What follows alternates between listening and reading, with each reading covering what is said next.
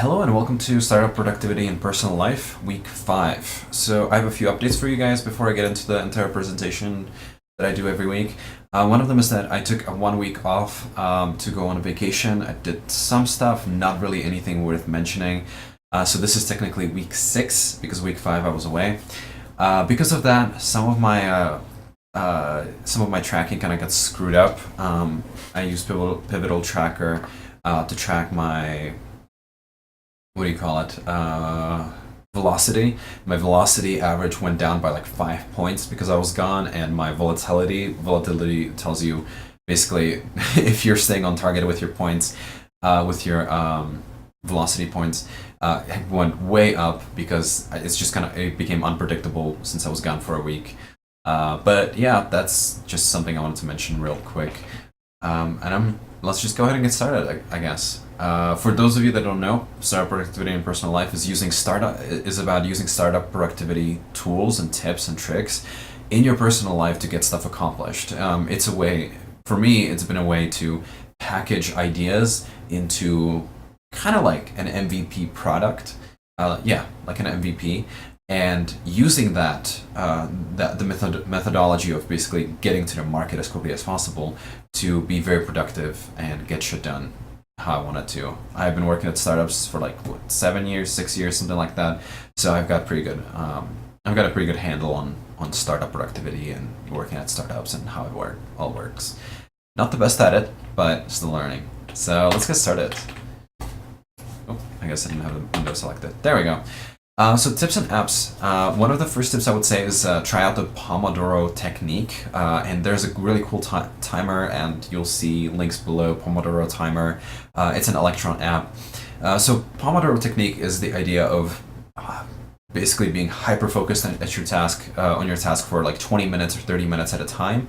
And then after your time limit goes up, you go ahead and take like a 5 minute break, and once you do this like 3 or 4 times, you take like a 20-minute break, and it's a way to basically just keep focused but also be able to take breaks to focus on other things, take a mental breather. And the Pomodoro timer is pretty good at kind of keeping track of it. I was using it all day yesterday and the day before. Really cool. Next one is Google Drive. So I'm not a big fan of Google Drive or Docs or any of that stuff. I don't use any of it. But I've noticed that there's a lot of resource sharing using Google Drive in the non-technical community. So like the technical community, we have GitHub. Yeah, we have GitHub. So you make a repo, even if it's just a list of like talks or a list of something, or even a quote-unquote spreadsheet or something like that, we all store it on GitHub because it's just so easy to use. But I was doing some writing stuff, some writing exercises, and I noticed that every single writing exercise was in a Google Doc. And I started recently writing for a blog, and I'm not going to get into too much detail into it until I actually publish the first 2 articles, and I'd love to mention it on here. But I'm using a special list of stuff that's like a community, curated list of certain things. And I'm thinking to myself, man, GitHub would be great for this. Well, Google Docs actually works pretty well for this because you're able to have collaboration, have commenting, and best of all, for people like me, I can just click on File, Make Copy, and I get a copy of that document in my Google Drive. And that's what I kind of did all week, and it's just great. It was just really easy to use, and for the non-technical community, it's super easy to use and understand. Next one is Slack. So I'm on the Typehammer Slack, which is a Slack for writers, and it's been extremely useful and important to me in the past couple of months and just getting my book up and going. And I'm also in a few technical communities, so what's great is that I had a question about IPC channels. I'm going to get into that later for my Electron app, and so I was able to get on the Atom or Electron Slack and ask about it, and I got tons of resources and even people telling me like, hey, there's like a new trend of using this and this method of communication between applications instead. So I highly recommend finding like Slack groups for the stuff that you're interested in. I do not recommend being signed into everything all the time. I was signed into like 20 different Slack chat rooms, and it was just unmanageable. Right now I'm signed into 5. One of them is my own, and I kind of pipe different like air streams and stuff in there, so it doesn't really count. It's more like for fun. So I'm like in like 3 or 4 different Slack chat rooms, and I think that's enough. And one of them being work. There's also a word count extension that I installed on Chrome, and what it allows me to do is, and let me show you right here. Crap, I don't have it installed here. I don't have it installed. That sucks. It's a Chrome extension where you select a bunch of text and you're able to right click and it tells you the word count. One of the things that's been really frustrating for me is not knowing my word count, and like Paper for Dropbox, the main place that I'm writing these days, doesn't have a counter. So I'm just able to select all the text, right click, and I get my word count, and that's really useful to me. I suggest checking it out. Again, all the links are on the bottom of the page below the video. Well, I mean, not yet because I'm recording, but after recording, hopefully I'll remember to put these down. Alright, so let's get into writing. I had a productive week in terms of writing. Well, few days, because I took that vacation. And I'm excited about it because, well, you'll see. I got the prologue done. I'm gonna have to zoom out of this. It's 963 words long, which is like not enough for a prologue, but it's there. I did it. I did my first writing. I rewrote it actually twice. I wasn't too happy with the first one. I didn't know where to go with it. It might have been better. And the second prologue kind of stuck, and I think I'm gonna keep it for first draft. I'm a little bit wary of leaving stuff for the second draft for editing because I'm not a good editor and I have a hard time editing. But I think the prologue is one of those things. It's really to get me jump started, and worst comes to worst, I can pretty much cut it out. That's not a big deal. The first sentence is, "The dark forest loomed all around the girl with the bow and a notched arrow." And I thought that was a pretty good intro. The entire book is going to be very dark, very at night kind of happening. Lots of dark forests and dark cities and dark ruins and stuff like that. So I thought it set the mood pretty well. Let me tell you what the plot of the prologue is. And I'm gonna have to zoom out because I should have put this on a second slide, and maybe I will. But so the first thing our heroine tries to do is hunt down a sun fox. Now, this is the first place that I'm trying to introduce some kind of a fantasy element. So a sun fox is basically a fox that leaves a mirage behind. So this girl, she aims her arrow, she shoots, it goes through the fox and lands on the other side of it, and then she notices that the fox is actually running off somewhere else. So that's first kind of a fantasy element. I have always liked the idea of having kind of like, basically what's happening right now with a little bit of a twist as a setting. I like that with like Harry Potter. It has a great way of doing it. Like, oh hey, they're jelly beans, but they all taste different. Or, oh hey, these are some great rock candy or something like that, but it makes you sound like an animal. Or fantastical beasts that are similar to regular animals with just a little bit of a twist. So sun fox is one of them. In one of my backstories, I've written about a night elk. A night elk is basically an elk that comes out only at night and has shining horns that help it not only see, but it also scares predators away, because predators assume that it's a much larger animal. Still kind of thinking this through. So the sun fox runs away. Girl hears a scream. She runs toward home, only to see smoke rising in the skies. When she arrives, she sees the slaughter of her village. Everything's on fire. People are getting killed. She doesn't know what to do. So her first instinct is, let me grab my bow and arrow. I'm gonna shoot a bandit that's like attacking one of my family members. The arrow misses him. Well, it hits him, but like it scratches up his cheek, so it's gonna leave a permanent scar. That's gonna be something that she's gonna use as an identifier in the future. The bandit is like, what the hell is happening? He grabs a crossbow and shoots her in the shoulder from really far away. She falls down, but before she falls, on her front, which would have made the arrow go all the way through her body, and she was going to bleed out to death, there's a man that catches her. She wakes up at an inn a few days later, and the man basically tells her like what's happening. He shows her a tattoo that shows off a big A and for Assassin's Guild, and he tells her, well, your family's dead, everybody's dead, you can join the Assassin's Guild, and maybe one day you'll get your revenge. And I thought that was a pretty good prologue. 963 words, not too bad. Um, Talking a lot about this, but I'm very excited because it's technically my quote-unquote first chapter. So, yeah. I also made a map. I what I did was take a projection of the Mars map of Mars. It's like this. I don't know what what the projections are called, but it's like the oval shaped projection, and I superimposed on it a projection of what's it called? Altitude, like a depth map. It tells you, you'll kind of see it here. Wherever it's blue, it's very low. Wherever it's kind of like yellowish, right here, it's very high up. So it kind of tells you like, is it altitude? It tells you the altitude of where everything is. And so it's pretty easy to map out like, hey, there would be a river over here. And I have the original names, and I kind of want to use the original names and kind of change them. So like, Sinai Planum, maybe this is just called the Planum, and that's what it's called. So I want to make these kind of callbacks to Mars and what it was called. So you see there's like a big square, it's a city. I also made a map. Shit, hold on. Okay, so we have the city. The green dots are villages. There should be a lot more. This is like a huge chunk of the planet, so it's not like a very small area. It's really difficult for me to map it out because I don't have a good sense of scale. But the city is basically here, and there are roads. There's one that leads all the way out. This is like a huge desert area. This would be a river, so the city kind of stands over a cliff where the river is. There's one road that leads along the river all the way to another big city. There's another road that leads around these hills and mountains. And then there's a fourth road that crosses the mountains and goes this way. And it's really treacherous, so not a lot of people take it.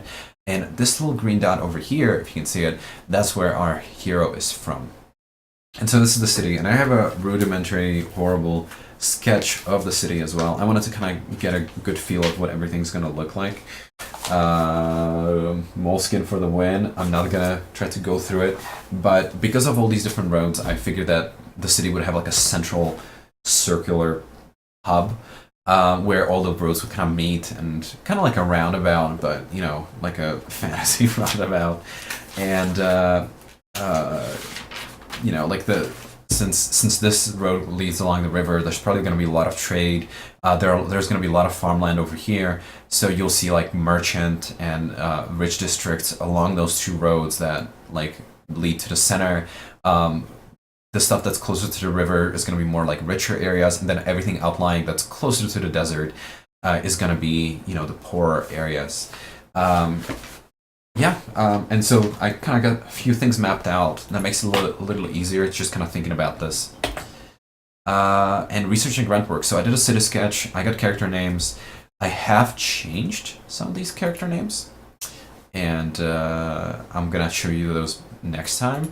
But I also did a character sheet book casting. So let me show you what that looks like. Go ahead and just do... Yeah, there we go. So I listen to Writing Excuses a lot, and they have this casting sheet. Let me show you. This is the Google Docs that I was talking about, where you fill out your top whatever characters and you cast them. You do what role are they? So you have like a protagonist, and she's an assassin. She's 17 years old. She doesn't have any disabilities, or she doesn't have any disabilities. She's a female. This and this and this.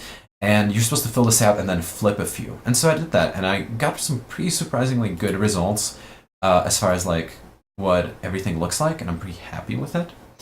I'm gonna go ahead and do this. I'm not a big fan of like showing my personal stuff, but let me show you the character names.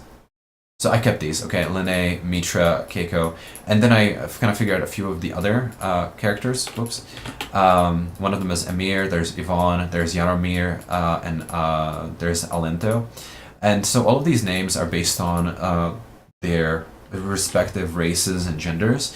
But I also changed them a little bit, so if this is supposed to be a few thousand years in the future. One thing I really liked about Game of Thrones, the series, was their use of names, where they have names that sound very similar to what we have today, but different spellings. And I thought I would kind of continue that. My main three characters, I haven't changed anything yet, but I think I might change the names, maybe how they're spelled, maybe a few pronunciation parts.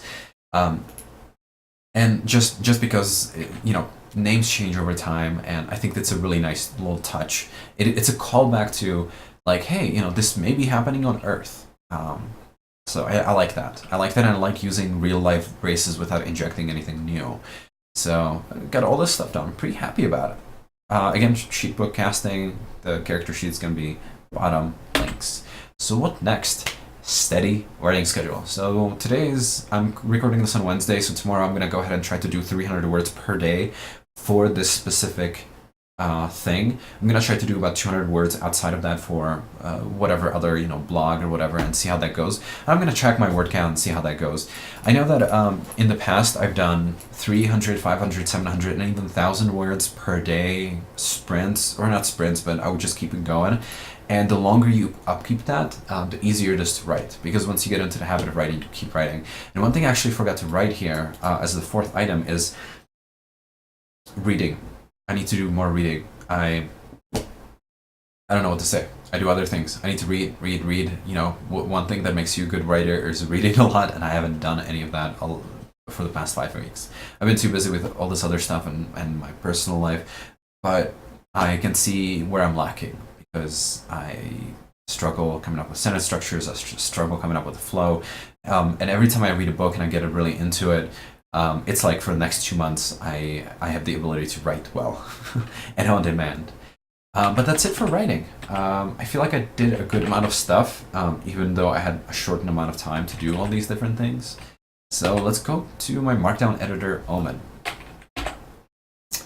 So I spent a good deal of time updating all of my libraries. TypeScript 2 came out, new way of importing typings came out, so I decided to implement that.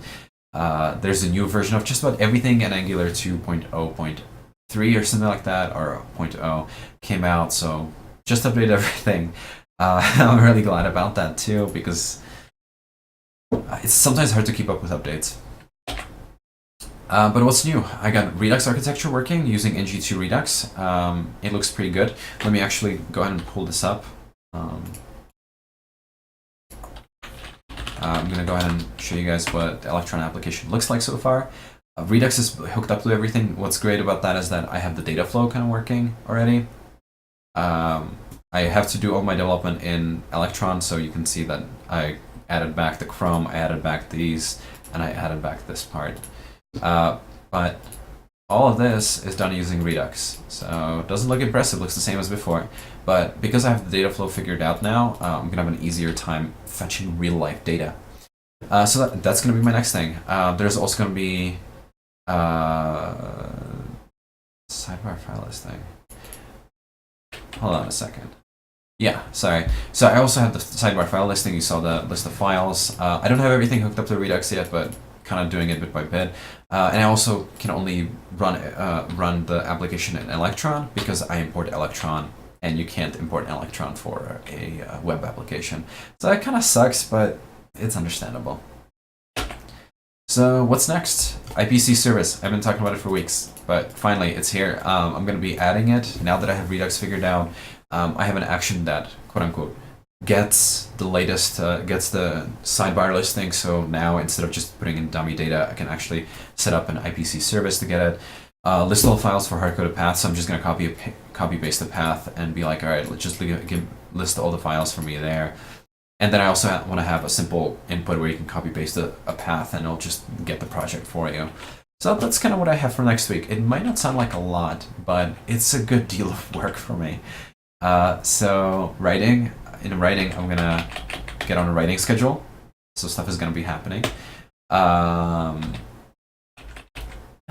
yeah, and in programming, I'm gonna go ahead and finally get a real life listing of files. But let's talk about productivity. So last video, I introduced this idea of just talking about productivity as its own quote-unquote separate project. And I didn't do that before because this is a stand-up, right? This is supposed to be like a stand-up. And now that I'm thinking about it, I haven't like introduced some of the places where I had issues. I did have issues with the Prologue, I don't know. I'll have to remember to do so next time because this is supposed to be more of a stand-up. But let's talk about productivity. One thing I noticed is that I have a hard time staying focused. One of the reasons I have a hard time staying focused is because I have a home office and my daughter plays right outside there. You can't see, but my door to my office is right there, and it's a glass door. My daughter likes to come up there, and she's one and a half, 14 months, and she likes to knock. She likes to yell. She likes to point. She likes to laugh. She likes to wave. She just wants to get my attention, and I have a hard time focusing. And I mean, I deal with that well. But I've noticed that when something's happening with her, when one of my dogs is barking, and my office is a mess, and you can't see it, but my office is a horrible, huge mess because when I went on a vacation, I had to quickly clean, and my office became a storage space. I have a hard time focusing. I have a really hard time. Like, I can literally waste 2 hours trying to get focused on a task. Yeah. Not good. One of the reasons why I tried Pomodoro. Monotasking trumps multitasking. I think this is like a well-known thing in the industry. If you focus on one thing, you're going to do it really well, really fast. If you focus on multiple things, it's going to take you much longer than doing them one at a time, and you're going to make mistakes. And I try to stress this as much as possible. So when I'm doing my 30 minutes of Pomodoro work, I focus, even if there's like a lull time, which does happen when you're recompiling stuff, reinstalling stuff, waiting for tests to run. I try not to jump into something else. I try not to. It's difficult. It's difficult because I'm like, well, I can just open a tab. The second I open a tab, I'm done for the next 15, 20 minutes. So it's been hard, but I've been trying to do it. Clean, clutter-free environment makes a difference, and it really does because I have clutter all around my beautiful, wonderful keyboard, and it stresses me out because like I'm typing and it feels like I'm gonna run into one of these things that are around me. I can't really move my chair around much because I have crap on the floor. Like I'm a huge mess. I usually have a really messy office, especially at home. At work, I usually have a messy desk area, but I clean that up once in a while. And at home, just this has become also my kind of den where I do whatever I feel like doing, where I take my breaks and game and whatever. So it's hard. It's a lot of like clashes. I'm working it out though. I really recommend to clean up your office once a week. Throw out the trash. Put things where they're supposed to be. Hide cables. Basics. Next thing I wanted to mention was blocking out a chunk of time really helps. So basically, that's again with Pomodoro, and I'm gonna just talk about Pomodoro right now. Being able to block out half an hour to do one thing without distracting yourself is huge. During that half an hour, you're gonna get more stuff done than during an hour and a half of interrupted time or an hour and a half of unfocused time. So focus, assign a task to that half an hour, do that task, and you're good. I'm a huge fan of achievable goals, so set an achievable goal for that half an hour. I also noticed in my work, because we use Pivotal Tracker as well, I have a really hard time gauging if I'm doing well or not with my speed and with focus and everything. So I try to block out a certain amount of time, and I say, look, I have to get at least 1 point for this chunk of time. I try to go about 20 points a week or something like that. So 2 points in the morning, 2 points in the afternoon. That's 4 points a day. That's 4 times 7. I'm already getting lost in them. Or sorry, 4 times 5. So that's 20 points. So that's about right. And that's kind of how I tried to look at it. Next, I want to talk about those side projects. So now that I've talked about focus, I'm talking about distracting yourself. One thing I've noticed, there's a programmer that I follow, and I'm gonna go ahead and look him out for you guys because I'm gonna mention him in the notes. And his name is Sean, but is it Sean? Shit, I can't remember his name. Okay, I follow him on Twitch, so maybe he'll be online. Don't usually get on personal websites during these things. And he's not on. Oh my god, where is he? I really wanted to mention his name. And I don't know how to look up people that I don't know how to look up people that I specifically follow. Offline, there we go. Where is he? No, I can't find him. He's gotta be here. He's gotta be here in my list, my offline list. No? Is he online then? No, he's not online. Load more. Okay. Okay, so this guy, S McGrath? I don't know. Where's his, Okay, well, he has a Twitter. He talks about constantly learning new stuff, and he has a really cool, like, Twitch channel for live streaming. I highly recommend it if you're a programmer. He talks about C++, MOBAs, and he's developing a game. One thing I've noticed is that he like works on his game like nonstop, but then he like shifts to a completely different section. Like the other day, he's like, well, I'm gonna go ahead and build my own font renderer for my game. And it's not really necessary, at least from what I understand, but he spent an entire week working on something else. Then he'd come back to it and he's like, you know what, I need to do animations. And so he worked on playing around with a piece of software called Granny. And so on. So he had this is his, like, I won't say call it a side project. I don't think so. This is like his work. He's working, building a game. But, for me, this is side projects. So having something even on the side of that, it breaks up the flow, and especially during a programming or writing block, it's great to pivot to something else. So if you're, this doesn't really work in startups, I guess. Well, it kind of does, but if you're having a hard time with a problem, they always tell you, people always tell you, especially at startups, walk away from the problem. And a lot of times they tell you, focus on something else. So this is kind of what I'm talking about. So if I'm programming this Markdown editor, I'm having trouble with IPC channels, maybe it's time for me to try out a new programming language. And, get excited about that, and then jump back. That might make it easier. With writing, I have several series and stories. So maybe if I get frustrated with this and I'm like, oh, I have a writing block and I don't like any of the stuff that I've written, maybe doing one of the series as